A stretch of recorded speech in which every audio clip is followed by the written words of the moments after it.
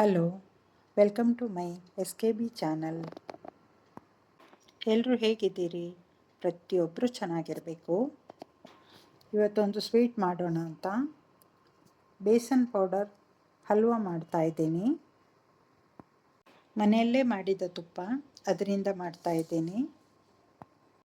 ಈ ಹಲ್ವಕ್ಕೆ colour ಸೇರಿಸಿಲ್ಲ, food colour ಏನೂ ಸೇರಿಸಿಲ್ಲ. ಮತ್ತು ಡೆಕೋರೇಟಿಗೆ ಸಿಲ್ವರ್ ಪೇಪರು ನಾನು ಹಾಕಲಿಲ್ಲ. ಬೇಕಾದರೆ ಹಾಕ್ಬೋದು.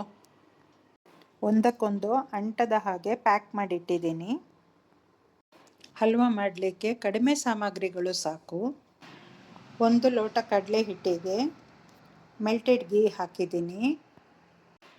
ಮತ್ತು 1/4 ಲೋಟ ಅಷ್ಟು ಬೇಕಾಗಲ್ಲ, ಸ್ವಲ್ಪ ಸ್ವಲ್ಪನೇ ಸೇರಿಸ್ಕೊಂಡು ಹಿಟ್ಟನ್ನು ರೆಡಿ ಮಾಡಿಕೊಳ್ಬೇಕು.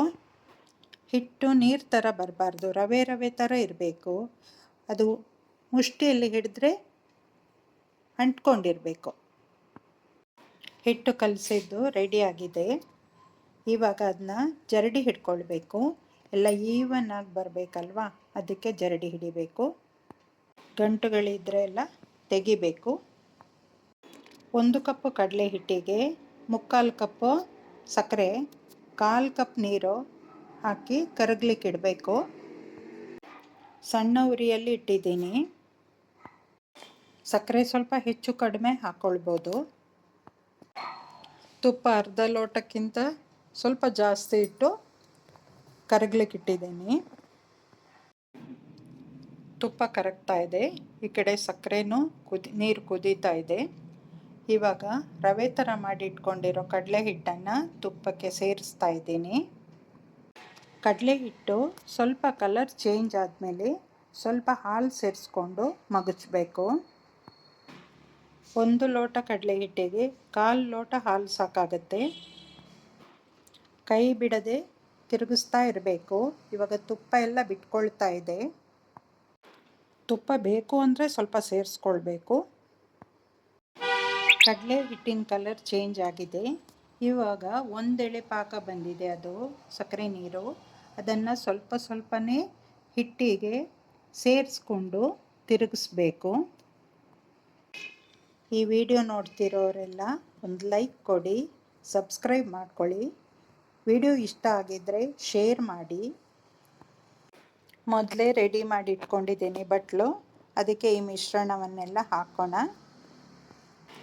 ಕಲರ್ ನೋಡಿ ಎಷ್ಟು ಚೆನ್ನಾಗಿ ಬಂದಿದೆ ಅಂತ. ಇವಾಗ ಮಿಶ್ರಣವನ್ನೆಲ್ಲ ಪಾತ್ರೆಗೆ ಹಾಕಿ ಸೆಟ್ ಆಗಲಿಕ್ಕೆ ಒಂದು 3-4 ಗಂಟೆ ಕಾಲ ಬಿಡಬೇಕು. ವಿಡಿಯೋ ನೋಡ್ತಿರೋರಿಗೆಲ್ಲ ಧನ್ಯವಾದಗಳು. ಇಷ್ಟ ಆಗಿದೆ ಅಂತ ಭಾವಿಸ್ತೀನಿ. ಈ ಥರ ಪ್ಯಾಕ್ ಮಾಡಿಡೋದು ಒಳ್ಳೆಯದು ಅನ್ನಿಸ್ತು, ಕೈಗೂ ಅಂಟಲ್ಲ. ಚಾಕ್ಲೇಟ್ ಕಲರ್ ಬಂದಿದೆ. ಈ ಸ್ವೀಟ್ ಮಾಡೋದ್ರಲ್ಲಿ ಒಂದೇ ಒಂದು ಕಷ್ಟ ಏನು ಅಂತಂದರೆ ಕೈ ಬಿಡದೆ ಮಗಚಬೇಕು ಅಷ್ಟೆ. ಈ ಕಡಲೆ ಹಿಟ್ಟಿನ ಹಲ್ವಾ ಇಷ್ಟ ಆಗಿದ್ದರೆ ನೀವು ಟ್ರೈ ಮಾಡಿ, ಆನಂತರ ಬೇರೆಯವರಿಗೂ ಶೇರ್ ಮಾಡಿ. ಮನೆಯಲ್ಲೇ ಮಾಡ್ಕೊಳ್ಳೋದ್ರಿಂದ ಆರೋಗ್ಯಕ್ಕೂ ಸ್ವಲ್ಪ ಒಳ್ಳೆಯದಾಗಿರುತ್ತೆ. ಈ ರೆಸಿಪಿ ಇಷ್ಟ ಆಗಿದೆ ಅಂತ ಭಾವಿಸ್ತೀನಿ. ವಿಡಿಯೋದಲ್ಲಿ ಸ್ವಲ್ಪ ಡಿಸ್ಟರ್ಬೆನ್ಸ್ ಇದೆ, ಸಾರಿ. Video ನೋಡ್ತಿರೋರಿಗೆಲ್ಲ thanks. ಮುಂದಿನ ವಿಡಿಯೋದಲ್ಲಿ ಸಿಗೋಣ. Respect you all. Take care. Bye. Have a nice day. Once again, thank you so much.